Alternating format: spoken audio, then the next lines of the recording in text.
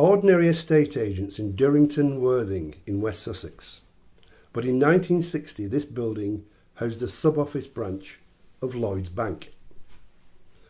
On the morning of Thursday, November the 10th, 1960, the cashier, Andrew John Gordon Barker, arrived just before 10 o'clock carrying 2 leather bags, one containing paperwork and the other holding the cash he would need for the day. With him was 61-year-old John Henry Pull, who acted as a cleaner and guard. As Barker prepared his till for business, Pull unlocked the bank door and then went into the kitchen to make the first cup of tea of the day. The first customer of the day was a Mrs. Davis, but her business only took a couple of minutes or so. At 6 minutes past 10, 2 young men entered the bank, one of them carrying a shotgun. They demanded that Barker hand over the money. There were 2 bags on the counter, and one of the men grabbed the wrong bag, the one containing the bank slips. In his terror, Barker shouted out, "You've got the wrong bag." The man took the bag with the money. At about the same time, John Pull, who'd been making a cup of tea, reappeared down the corridor carrying the kettle. He came face to face with the man with the gun, who raised it, pointed it at him, and without saying a word, fired the bullet into his face. And the 2 then ran out to a waiting green car, which then sped off in a westerly direction. Barker set off the bank's alarm, and people from nearby shops came in to help. One, Morris Taylor, who worked in the greengrocer's shop next door, cradled John Pull in his arms, but he was beyond all aid and died within a few minutes. This was no longer just a robbery or an armed robbery, this was a murder. And since there'd been a theft, murder in the furtherance of theft, this was a capital crime, and whoever had fired the gun, when caught, would face the death penalty. The police were soon on the scene, and those who had seen the 2 men, including Barker the cashier, were able to give good descriptions. All police cars were told to be on the lookout for them. Unbeknown to the police, the robbery had actually involved 3 people because the car had a driver. He, unfortunately, did not know his way around Worthing very well. As the car sped away, he took some wrong directions and got completely lost. They decided to abandon the vehicle and make their own way to an address in Worthing. Eventually, all 3 arrived at this house, 7 Western Row, Worthing, where a young woman named Valerie Salter lived with her mother.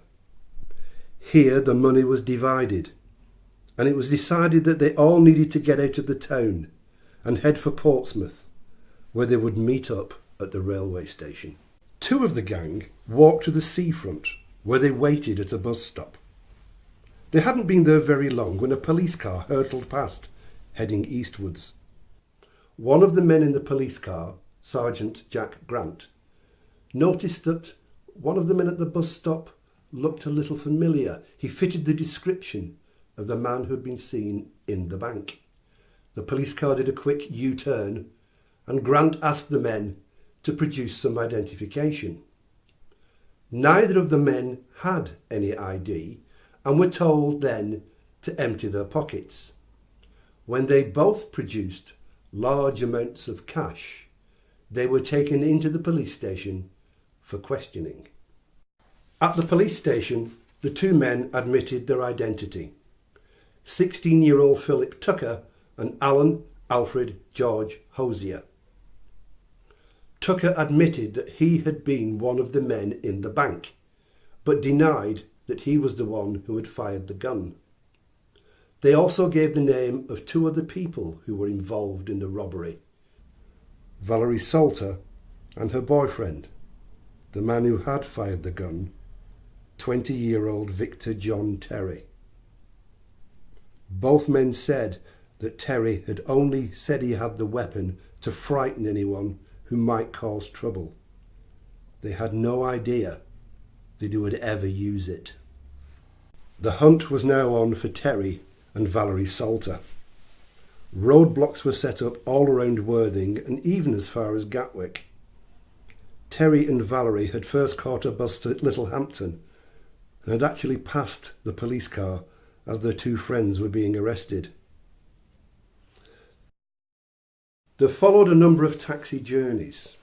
The first of these was from Littlehampton to Chichester, and that cab was stopped by the police. At this early stage in the investigation, though, police officers had been told that two men had been involved. So when it was seen in the taxi, a man and a woman, the police simply waved them on.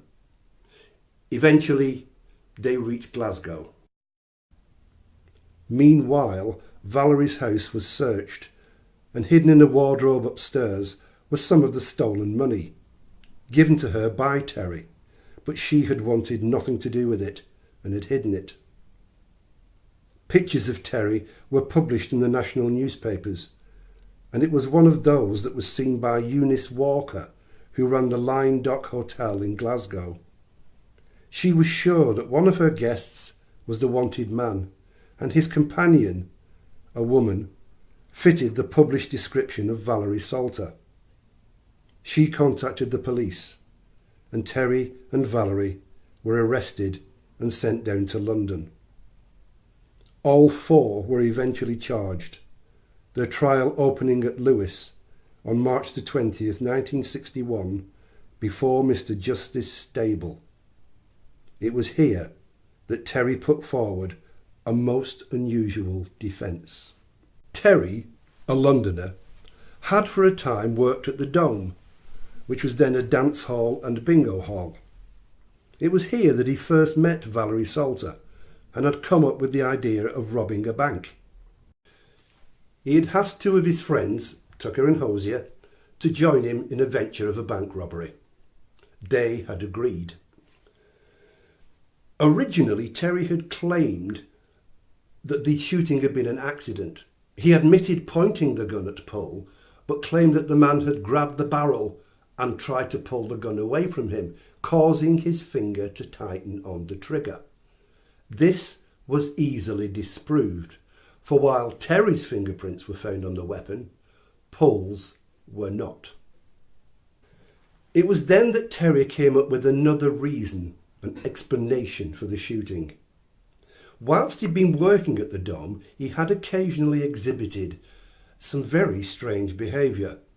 One day he'd taken an air gun into work and the manager had to take it off him. He was now claiming that he was possessed by the spirit of an American gangster, Legs Diamond. More likely, this was due to the effect of the drugs he'd been habitually taking. But in effect, he was claiming now that at the time of the shooting, he must have been insane. None of this had any effect. The trial ended on March the 28th, with Philip Tucker being found guilty of non-capital murder, but, as he was still only 17, he was sentenced to be detained during Her Majesty's pleasure. Alan George Hosier was also found guilty of non-capital murder and jailed for life. Valerie Salter was only found guilty of harbouring Terry and was given 12 months probation. As for Terry himself, he was found guilty of capital murder and sentenced to death.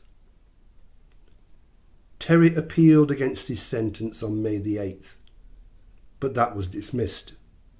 He was hanged at Wandsworth Prison on Thursday, May the 25th, 1961. There are two postscripts to this case of the last man hanged for a murder in Sussex. The first may be the real reason why Terry fired that gun on that fateful day. Terry had a very close friend in this man, 18-year-old Francis Forsyth. He had been hanged for the brutal murder of Edward John G in London. He and a gang of youths had kicked G to death and robbed him. Forsyth was hanged on the very day that Terry went into that bank in Durrington. Could it be that that was preying on his mind, and that this was the real reason that he fired that gun into John Henry Pole's face? The final twist is that the brave man who was killed, John Henry Pole, is buried in an unmarked grave, with not even a headstone to mark his passing.